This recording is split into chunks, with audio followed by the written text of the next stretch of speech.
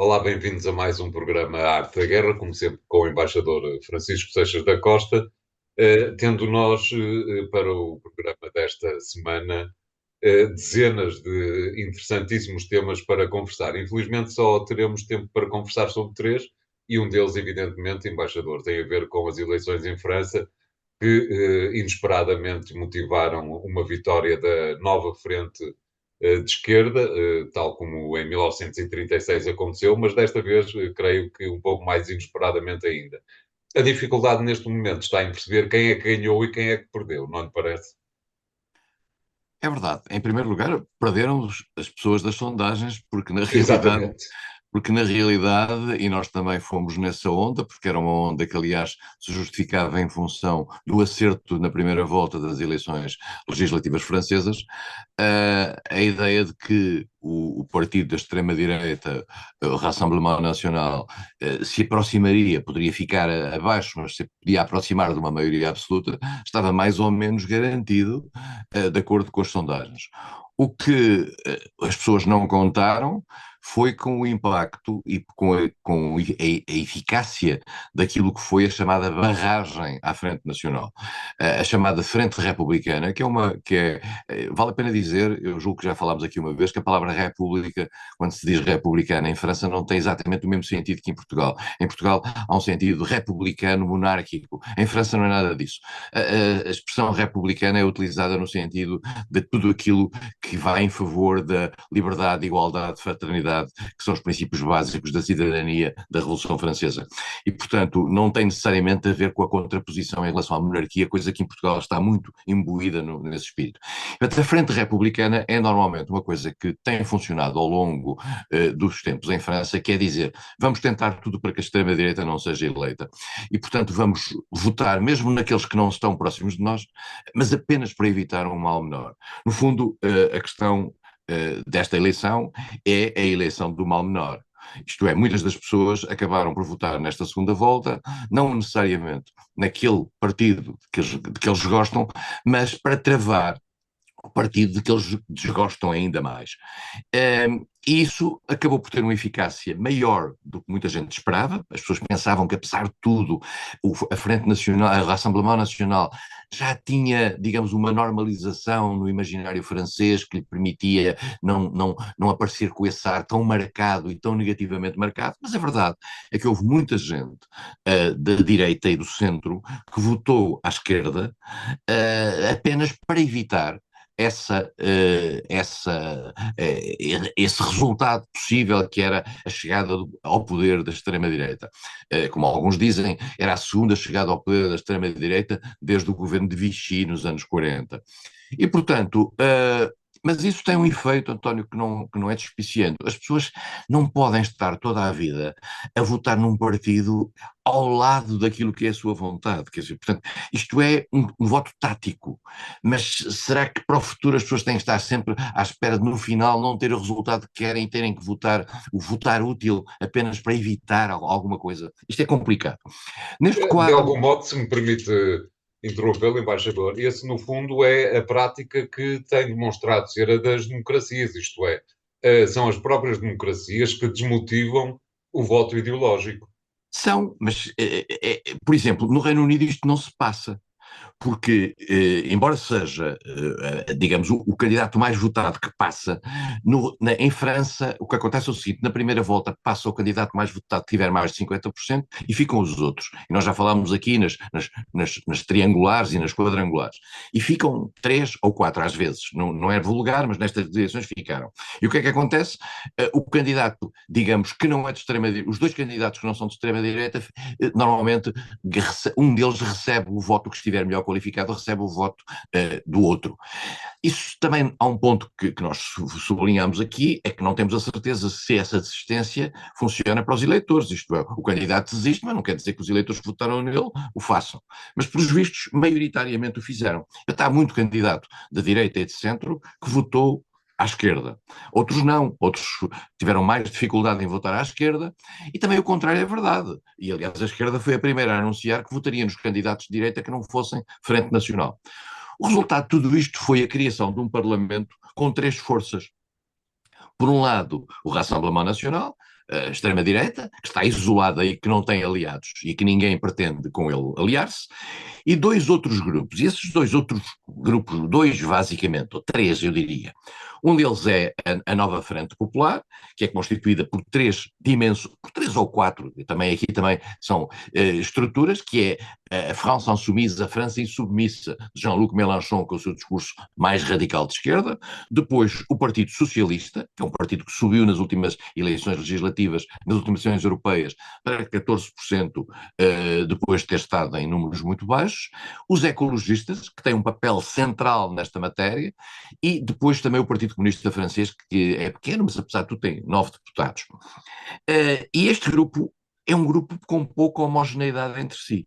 Está junto porque ganhou as eleições, porque a lista era comum, mas está com uma grande dificuldade de encontrar, digamos, uma linha comum e, em particular, um nome que pudesse amanhã ser apresentado a Macron para primeiro-ministro. Logo veremos se Macron estaria interessado nisso ou não.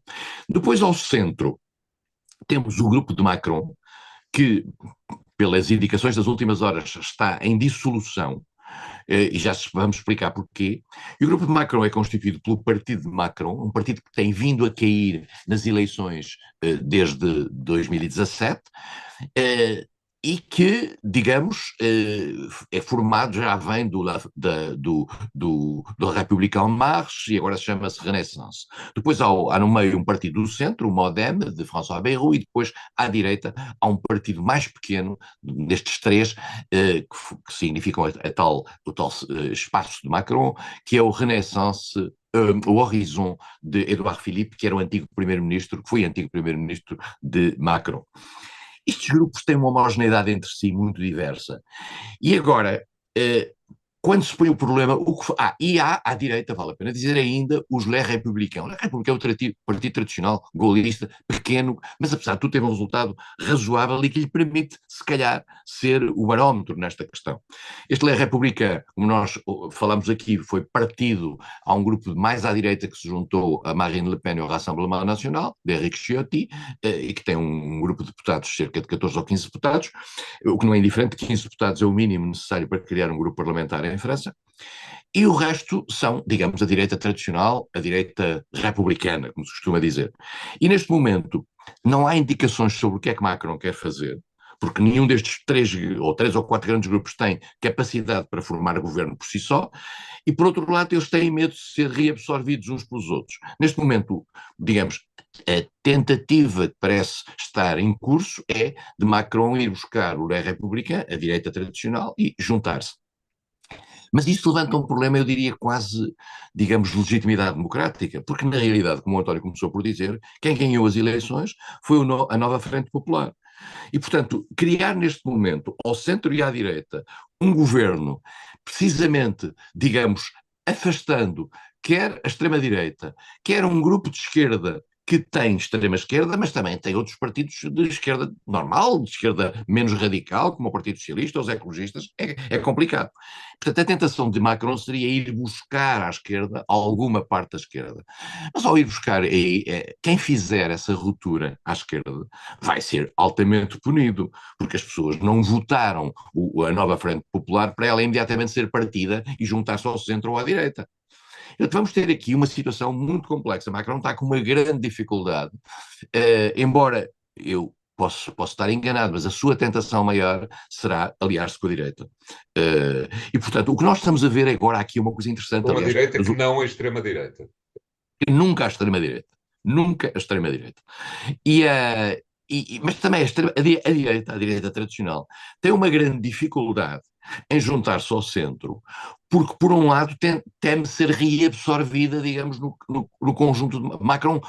Macron criou o seu próprio partido e a sua própria estrutura, digamos, pirateando a direita e pirateando a esquerda. Por isso é que o Partido Socialista baixou tanto, por isso é que a direita baixou tanto. E, entretanto, Macron, dentro do seu próprio partido, tem gente oriunda do Partido Socialista e gente oriunda do Republicano. E essa tensão está hoje a ser muito visível dentro do partido de Macron, e há já pessoas que, dentro do partido de Macron, que dizem que não estão disponíveis para qualquer tipo de aliança, por exemplo, que se faça só à direita. Alguns querem que se faça também à esquerda, com os ecologistas, com o Partido Socialista. E Mas tem outros que ser dizem, não, com não. toda a esquerda, não lhe parece, embaixador? Isto é, a esquerda, conluiada nesta nova aliança, não pode de alguma forma trair o eleitorado, repartindo-se e havendo uma parte dela que apoia um futuro governo e outra parte que não apoiará. É verdade, António, mas o problema neste momento é que as vozes que vêm da direita e mesmo do centro, e algumas importantes, o ministro do Interior, Gérard Darmanin, que é o homem mais à direita, dos homens mais à direita no centro, assim se pode dizer, dizem claramente que está fora de causa qualquer tipo de acordo com o chamada La France Insoumise, a França submissa, que é uma das partes essenciais e maioritária dentro da esquerda. E por Exatamente. isso mesmo, eu devo confessar, eu não vejo um cenário em que a nova Frente Popular, como tal, se possa aliar ao centro e muito menos à direita. Não vejo. Então teremos um governo tecnocrata, que se costuma dizer, apesar de não haver tradição em França deste tipo de soluções. António, não há tradição em França desse tipo de soluções, mas também não há tradição em França de um Parlamento tão dividido como este está. E por isso mesmo, o que muito provavelmente pode acontecer é exatamente uma solução atípica, com mas no fundo é que, se calhar, apontando para uma nova eleição daqui a um ano, porque Macron não pode dissolver outra vez o Parlamento. Mas pode ter um impasse no Parlamento, isto é, pode nomear alguém que depois não passe numa moção de censura, continuará a governar porque não há eleições, mas não consegue aprovar nada. Quer dizer, esse é que é o grande drama. É que, neste momento, a circunstância, o que tudo aponta é porque este seja um Parlamento de mãos atadas. E que, agora, quem é que é o culpado desta situação? Chama-se Emmanuel Macron. Foi ele quem fez a dissolução e foi ele quem tem que encontrar as soluções para gerir isto. É verdade que Macron não sai tão mal quanto isto, em termos, digamos, objetivos, em termos de números. Na realidade, o seu partido, com eventuais acrescentos de alguma gente à direita, acabará por ter um papel razoável ali dentro. Só que não tem uma solução. Não tem uma solução e não consegue surgir no panorama francês como uma solução de governo. E, portanto, eu não sei como é que vamos sair daqui. Macron também não dá até agora nenhuma explicação. A sensação que eu tenho é que Macron vai procurar ir buscar alguém à direita, nomeadamente ao Les Républicains, e oferecer-lhes o, o, o lugar de primeiro-ministro, tentando que eles façam depois uma captação de votos à esquerda, ao que for possível. Mas gostava de dizer o seguinte, este centro de Macron, e para nós vermos, digamos, a racionalidade de tudo isto, teve em 2017 350 deputados, estamos a falar de um Parlamento, de uma Assembleia Nacional com 577, 350 é imenso. Em 2022 teve só 245 e agora teve 168.